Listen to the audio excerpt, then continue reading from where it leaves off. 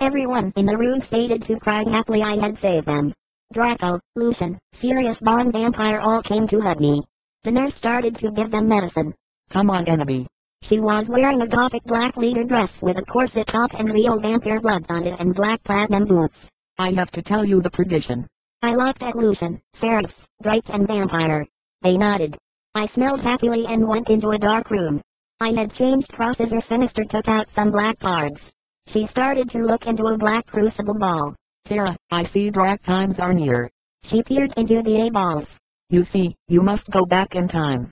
She took out a time toner like Bloody Mary had. When Voldemort was in Hogwarts, before he became powerful he got his heart broken. Now do you think he would still become Voldemort, if he was in love? You must go back in time and seduce him. It is the only way. If he is still evil then you must kill him. You can come to my room tomorrow and you can do it. Okay. I went outside again sadly. What happened? Yeah, what happened? I was about to tell them but everyone was there. They were celebrating Lucian and Sirius being found. Everyone was proud of me but I just wanted to talk to Draco. They were cheesing my name and some reporters were there, trying to interview Dumbledore. A banner was put up. Lots of press were there obviously trying to be gothic wearing the him sign on their hands despite them not having actually heard of him. Even Mr. Norris looked happy.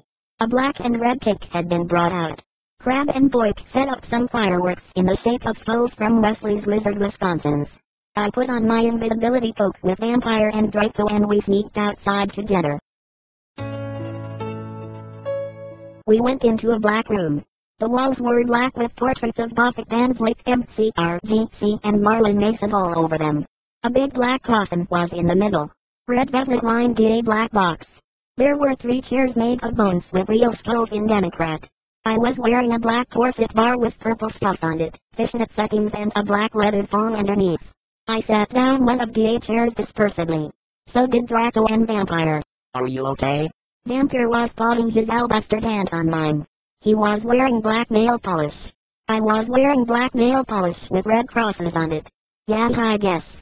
Draco also popped his hand on mine sexily. I smiled sadly with my black lipstick.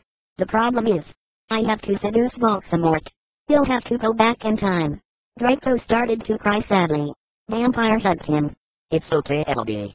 But what about me? You are not gonna break up or anything, are you? Of course not.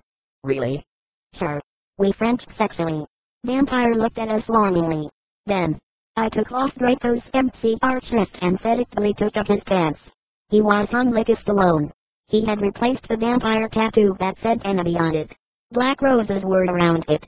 I gasped. He looked exactly like Gerard way. Vampire took a video camera. I had said it was okay before. I took off my clothes then we were in for the red of our lift. We started fretting, as we climbed into the coffin. He put his cock in my you-know-what and passively we did it. I love you, Ebony. Oh, let me feel you, I need to feel you. We watched Vampire filmed everything perfectly. Suddenly. What are you doing? It was. Snoke and Professor McGonagall exclamation point 111. Oh my Satan exclamation point 1 Snap and Professor McGonagall started to shoot at us angrily. Come now exclamation point 1. We did guiltily. We left the room putting on our clothes. Snoop grabbed the caramel and put it in his pocket. Buster, what are you going to do with the camera? Look, Dumbledore knows your little secrets, and if you do this again, then you will go to Saint Mango's. So give back the camera exclamation point 1111. The mystery of magic thinks he is crazy. There is no way they will believe him. Yes, so shut your mouth, you innocent fools. She made us come into a weird room with light stones all around it. There were all these weird tools in it. Draco started to cry all sexy and sexative. I started to cry tears of blood. Vampire took out a black handkerchief and started to wipe my red eyes. And then, he and Snoop both took out guns using magic. They started to shoot each other angrily. None of the ballots got on each other yet. I took out my wand. Crozio. Snap stated to scram he dropped the gun. But it was too late. Both of them had run out of delays. I stopped the curse. Professor McGonagall did a spell, so that we were all chained up. She took out a box of tools. Okay, Cerberus, I'm going to go now. She left. Snap started to laugh evilly. Vampire started to cry. It's okay, Ebony. Evergreen will be alright. Remember the city you took of Snake? Snake laughed again. And then he took out some wits! Exclamation point one! Exclamation point one! No! Exclamation point one! Snap stated, loafing meanly. He took out a camera angrily. Then he came towards Draco! Exclamation point one. He took some stones out of his pocket. He put the stones around Draco and lit a candle. What are you doing? Snoop laughed meanly. He pulled down his pants. I gasped. There was a dark mark on his you-know-what! Exclamation point one. He waved his wand and a knife came. He gave the knife to me. You must stab the vampire. If you don't, then I'll wrap Draco! Exclamation point one. No, you bastard! Exclamation point one. But then Draco looked at me sadly with his evil gothic red eyes that looked so depressive and sexy. He looked exactly like a pentagram. Well, that's cause I am a satanist, between Kurt Cobain and Gerard. But then I looked at Vampire and he looked so sexy too with his gothic black hair.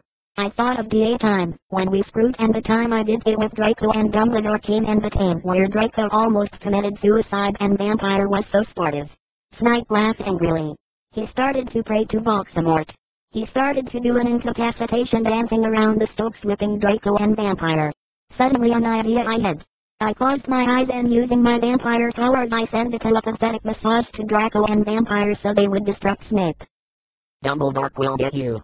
Yeah, just wait until the mystery find out! Exclamation point one. I took out my wand. You ridiculous yonder! Exclamation point one. He took off all of Draco's clothes. Just as he was about to rape him. Croceo. Snoop screamed and started running around the room screaming. Meanwhile I grabbed my black noble and sent a TXT to Sirius. I stopped doing Crucio. You dunder! Exclamation point one. I am going to kill. Snake put the whip behind his back. Oh hello Seb, I was just teaching them something. But suddenly Lucian and Professor Trevelry came into the room and they and Sirius unlocked the chains and put them around Snap. Come on Ebony, let's go.